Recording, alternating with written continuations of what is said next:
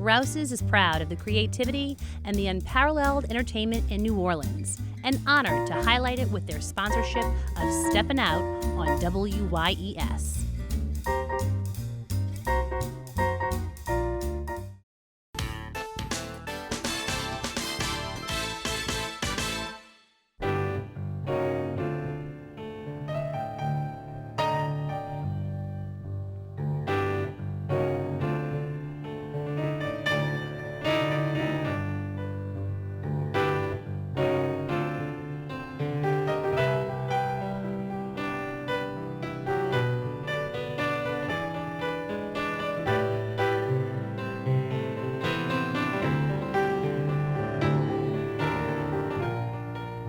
I'm Peggy Scott LaBorde, and welcome to Steppin Out, with updates from the local restaurant, arts, and entertainment scenes. Joining me, Poppy Tooker, host of Louisiana Eats on WWNO Radio. Hey, Miss Poppy, from your kitchen. I love it.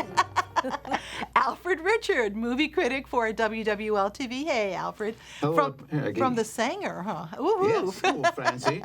Doug McCash, who covers the arts and culture scene for the Times-Picayune, New Orleans Advocate, the whole city. Okay, hello. And Alan Smason of theatercriticism.com and the Crescent City Jewish News. And where are you from? What is your background, Alan? My background?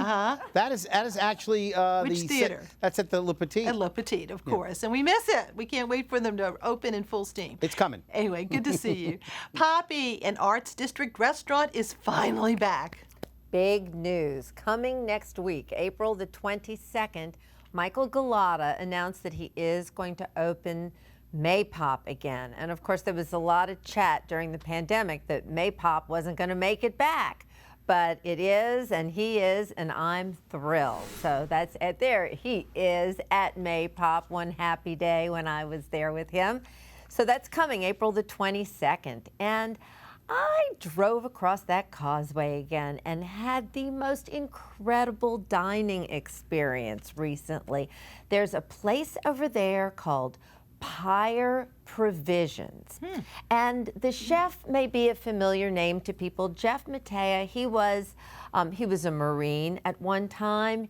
There he is. Jeff's such a great guy. He was the chef at the American sector at the World War II Museum. He was at August. He was a super talented guy, and he has his dream restaurant. It's a live wood fire restaurant. That is a little different from your typical barbecue restaurant. It's in Covington, very centrally located. Oh my gosh, I had his crispy Brussels sprouts. I know why they're better than any I've had lately. There were big chunks of pork belly in it. They had delicious smoked duck hummus. That brisket is just out of this world. His pork ribs have a Cantonese twist on it. Not only is there pulled pork, but there's also pulled chicken thighs. And if you don't feel like having anything barbecued style, there's also lamb ragu and swordfish. His veggies and sides are fantastic, like a smoked spaghetti squash. I can't say enough about those braised greens with ham hocks. And he's over there serving all day from 11 a.m. on Tuesday through Saturday, and there's Sunday brunch at Pyre, too. Poppy, what is it near in Covington? Oh, gosh, Peg, I don't know how to tell you exactly. Okay, it's just very central. It's not in Old Town. It's just in the main part of Covington. Okay, that's perfect. And they can MapQuest. All right, thank you. And going over to Alfred. Yes, indeed. Well, I'm getting hungry thinking about that right now myself. One of the things, of course, I want to focus on, it's almost Oscar time, of course, thanks to the pandemic. Thank you so much, pandemic. Everything has been delayed, and the Oscars will take place on April 25th. So I figured that we're going to talk about the 8 Oscar nominees for Best Picture, and the actors and actresses in them, and where you can see those films, because not everyone is in the theater like this great theater that I'm in right now. Sometimes you can catch them on streaming service or wherever. First up, one of my favorites, and I think a true candidate for getting Best Actor, is The Father, and the performance by Anthony Hopkins as a man slowly losing his abilities because of dementia. it's heartbreaking. I know far too many people are going through that and have gone through that as well. Anthony Hopkins does a great job. He's nominated for Best Actor. And Olivia Colman, who is also in the film, she is nominated for Best Supporting Actress in the film. You can catch this film at the Britannia Theater at Canal Place. It's still great to be able to say it's a Britannia, Canal Place and Britannia Uptown. This is at the Britannia Theater at Canal Place. You can catch it on the website at www.thebritannia.com. It's also streaming on Fandango Now, Vudu, Prime Video, and Apple TV.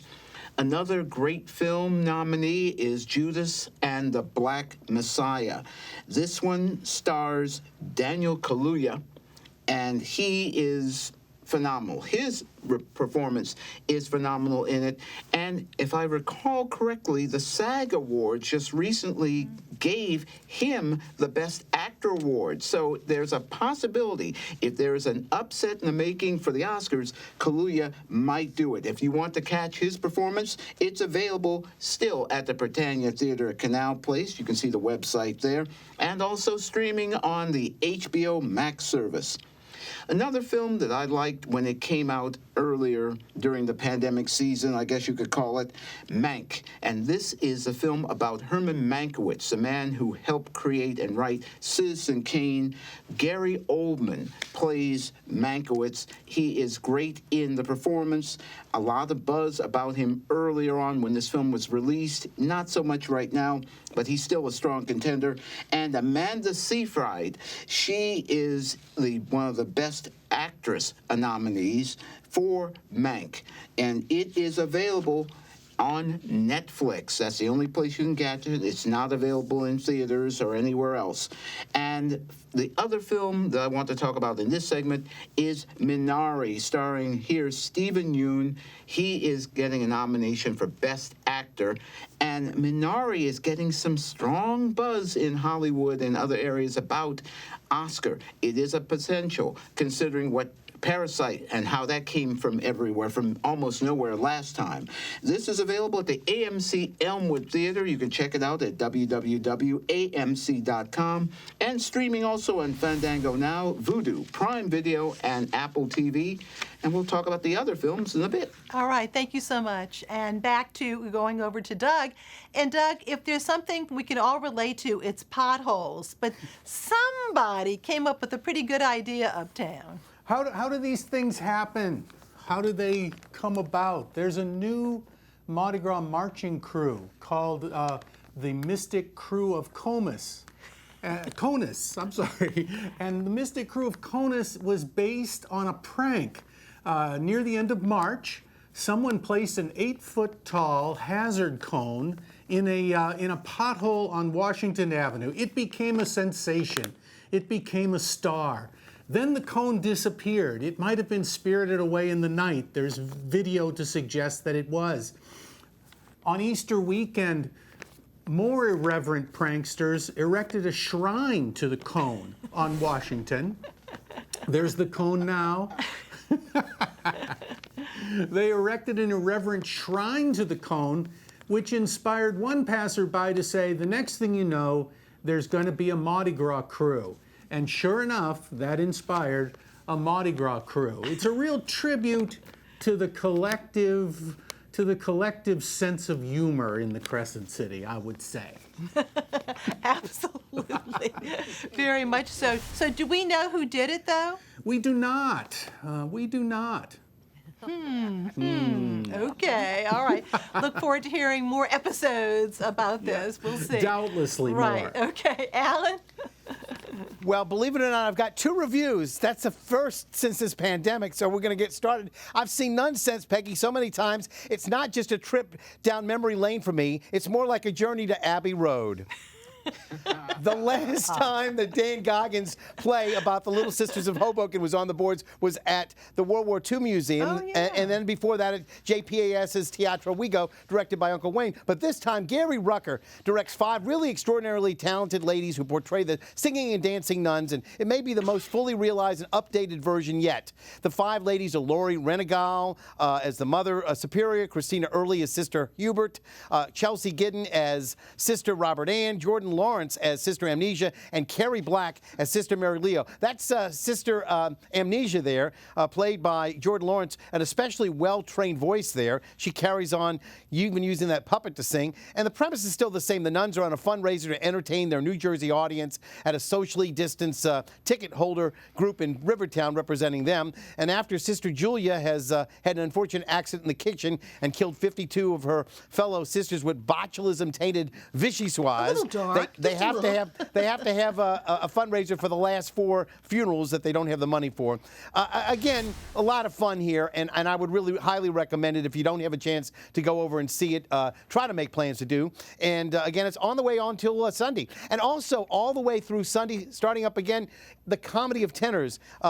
It's a screwball comedy written by Ken Ludwig, and it's a follow-up to Lend Me a Tenor. It's playing at the Jefferson Performing Arts Center, directed again by Anthony Luchura. It boasts a really wonderful cast. The set design, though, by Eric Porter and Derek Blanco, is almost a member of the cast. It features lots of entrances and exits. Maria Hefty plays well against Robert Wagner, who pulls in double duty as both Tito and a bellhop wannabe called Beppo.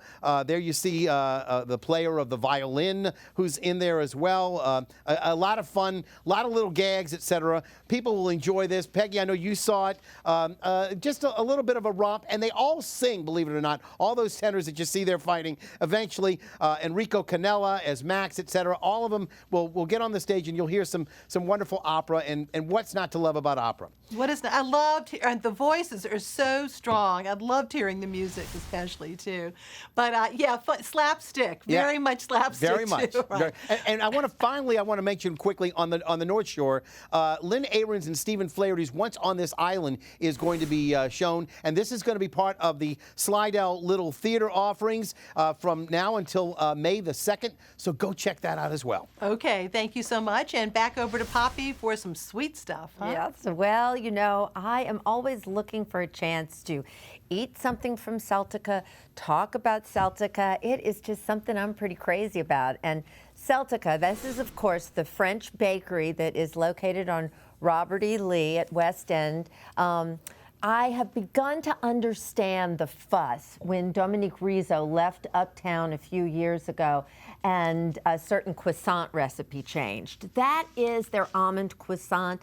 I have never tasted one like that before. It's incredible. That also comes with chocolate. That is the most incredible coconut maroons that I've ever tasted, but I just can't control myself when I go in there. There's breakfast pastries, but oh my gosh, that had a little sign on it that said Black Forest. Well, that wasn't like any Black Forest cake I've ever had. Inside that dome, there was this light as air chocolate mousse. It's fabulous. So they are doing lots of new things out there. There are soups every day. There was a chicken soup with a ginger and turmeric that if you aren't sick, it'll keep anything away. And so they're new days and hours. They're open on Sunday. Everybody wants to go out for something yummy on Sunday morning, so that's available now. They're closed Monday and Tuesday. If you haven't been, go. It is going to change your life and probably your waistline. Okay, thank you. And moving over back to Alfred for Oscar nods, potential Oscar nods. Potential Oscar nods. I'm about to go to get that bakery right now. So, no, I'm all right. Right now, I have to say, let's go on to the other Best Film, Best Picture nominees. And this one is one that's been a strong contender from the get-go. It's called Nomadland. And it stars Frances McDormand. Hard to believe that she got her start in Darkman, the Sam Raimi movie a few years ago. But of course, Liam Neeson was in that film. Frances McDormand plays a young woman who gives up everything and hits the road. And it is remarkable. I'm still thinking she has a good shot of winning the Oscar. However, I'm starting to think that the young lady from the U.S. versus Billie Holiday has a good shot on the outside track. But if you want to see how Nomadland comes across, you can catch it at the Britannia Theater at Canal Place and also streaming on the Hulu service. The next film is Promising Young Woman, dealing with issues very today. It stars Carey Mulligan as that promising young woman who deals with sexual harassment and the aftermath as well in her own way of trying to get even. Really good performance by Mulligan. Of course, that's why she got the Oscar nomination for Best Supporting Actress, or for Best Actress, I'm sorry. It is available on the streaming services of Fandango now, Vudu, Prime Video, Apple TV, and contact your local cable provider. It is available on demand, so you may be able to check it out from there. Another film that's one of the Best Picture nominees is Sound of Metal, and this one stars Riz Ahmed. You can see him on the poster here. He is really cut, really looking good in here, and his performance is remarkable, but it's one of the years where Riz Ahmed's performance may be pushed aside because of all the other great performances, such as Anthony Hopkins. But if you want to take a look, you can see it at Prime Video, on the Prime Video streaming service. And finally, the chameleon of actors, I call him Sacha Baron Cohen. Now, of course, we all know him as Borat, and his Best Supporting Actress nominee is for Borat's subsequent film movie. But this is as he portrays Abby Hoffman in a great film, The Trial of the Chicago Seven, bringing us back to the days of 1968 and the Chicago Political Democratic Convention. You can catch this one only on the Netflix streaming service, and those are the 8 Best Picture nominees and where you can find them. All right, thank you so much. And back to Doug. And Doug, even though, well, the good news is we will have a Jazz Fest, but it won't be until October. But there is a certain radio station that's going to help us think about it, at least during those usual Jazz Fest days. Absolutely. COVID is still with us, unfortunately, and playing it safe. We're going to be at our radios at the end of April and the beginning of May, listening to WWOZ's Festing in Place. And I think it's particularly interesting that you can go all the way back to the very first Jazz Fest in 1970 and hear a lineup that includes, Duke Ellington, the Meters, Pete Fountain, Clifton Chenier, the Preservation Hall Jazz Band. It would be very interesting, I think, to hear what did Jazz Fest sound like at the very beginning. There's 100 more wonderful concerts, but I think those are the ones to listen to, and I think it points up kind of a myth about Jazz Fest. People believe that Jazz Fest began and used to be an all locals concert series, and it never was. Right from the beginning, right from 1970, there were visiting acts like Duke Ellington. What people forget is that that in the evenings at Jazz Fest, there used to be shows at the Municipal Auditorium and at the Riverboat President. So people forget that there was Jazz Fest going on outside of the fairgrounds and Armstrong Park. Yes, absolutely. And didn't you work on The President? I did work on The President, yeah. Did you work through some of the concerts? You did? I did, yeah. We would do 2 shows. It was amazing. Who did you hear? Oh, gosh, Peggy, who did I hear? Just being there, huh? Everyone from the 80s is who I heard. Okay. Okay, thank you so much, Doug. And back over to Alan. Yes, sir. Well, I had such a boot with Katie Huffman, my guest on the show, NOLA Theater Talk, this past Monday. I just wanted to alert people to it. If they want to check it out, again, it's on several different channels, if you will, my own music lovers channel that I have on YouTube, but also on the NOLA Theater Folk Facebook group and the theatercriticism.com Facebook page. But we also starred, not only did you see Katie, but you also saw Anton Dudek and Michael Cooper, who were, the creators of this piece called Marguerite. And there you can see the cover in the upper right-hand corner there above Katie's head. It's a wonderful musical. You might even call it almost an operetta, but the guys who created it, Anton and Michael, fantastic, beautiful guys who did a beautiful turn here. And Katie was the show from beginning to end, so I really recommend you check that out if you can go see the replay of that. Also, we got news from the Uptown campus of Tulane University this week. Michael McKelvey, the artistic director at Summer Lyric Theater at Tulane, tells us there's going to be a season, and listen to this. The first outing will be Jason Robert Brown's Songs for a New World, directed and choreographed by Polanco Jones Jr., and the venue, Peggy, the New Orleans Jazz Museum at the Old Mint. That's going to be fantastic. Again, that's going to be the beginning of June. And then later in June, you're going to have the Roger and Hammerstein Review Show. It's a grand night for singing with Diane Lala providing the direction and choreography. It'll be at the first time a show in Dixon Hall in just about, 2 years. A grand night for singing. And then finally, the 50th anniversary of Jesus Christ Superstar will be on the boards at Dixon Hall from mid-July till August. That's a long run for Summer Lyric. It's directed by Michael McKelvey, and the choreography will be by Polanco Jones Jr. and Diane Lala. That's fantastic. Now, Peggy, if anybody out there is a budding playwright or has perhaps been written up already and had some plays published or not, the Radical Buffoons are having a program called Rewrite.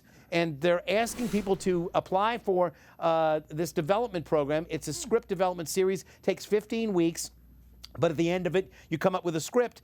And again, they're asking people who are interested to submit their names to it.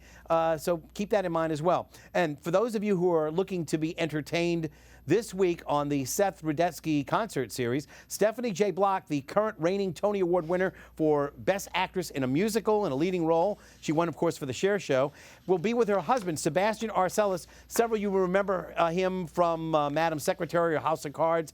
They're going to be on with Seth Rudetsky, $25 tickets, $50 for the VIP that entitles you to see the rehearsal, and you'll be able to check that out as well. Alan, I have to give you a plug. How long have you been doing your YouTube show? Over a year now.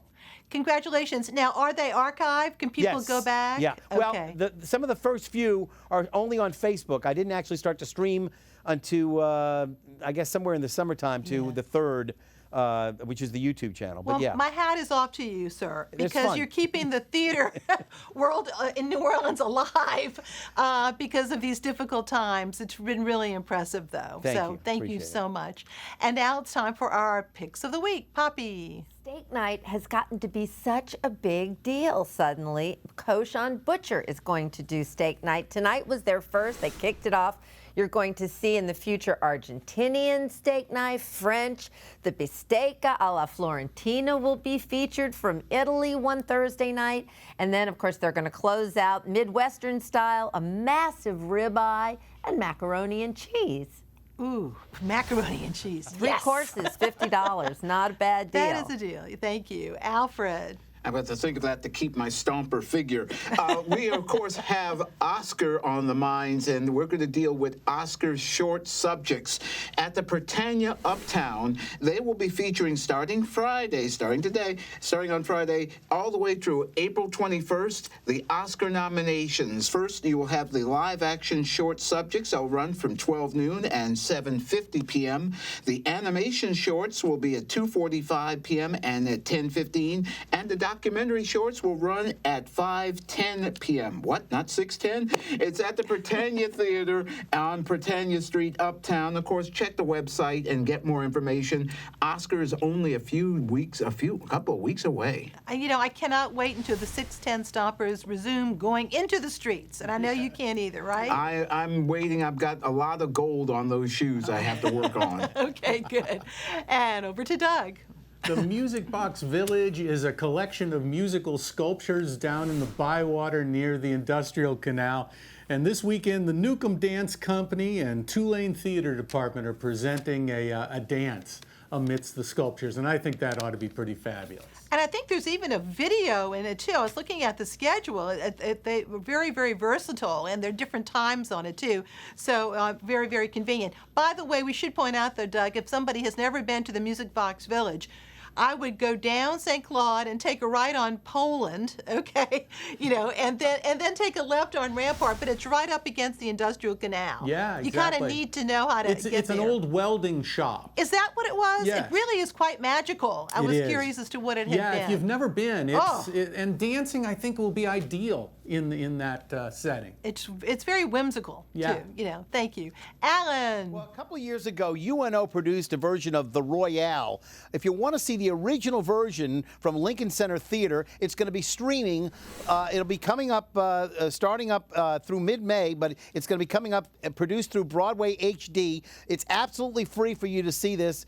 It's directed by Rachel Chafkin, of course, who recently was a recipient of a Tony Award herself. So check it out. the Royale.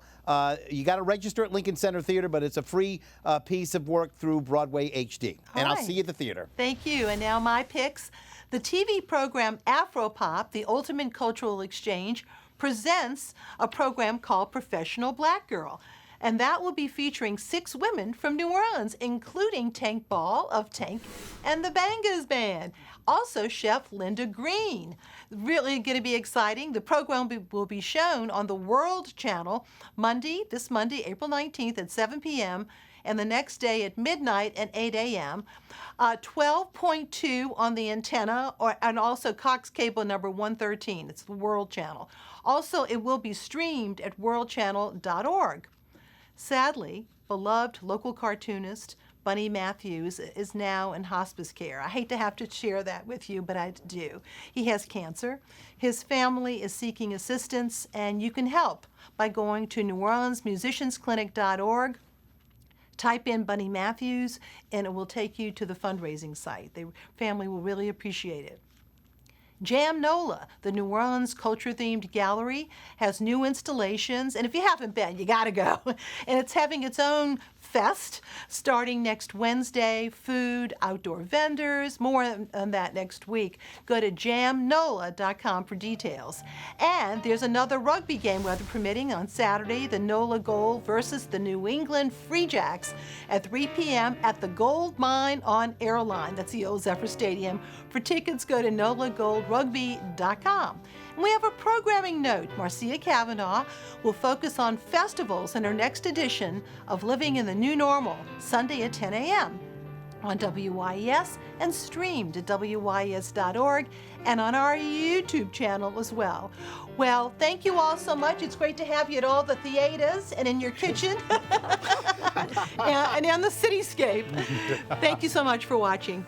Goodbye. Bye-bye.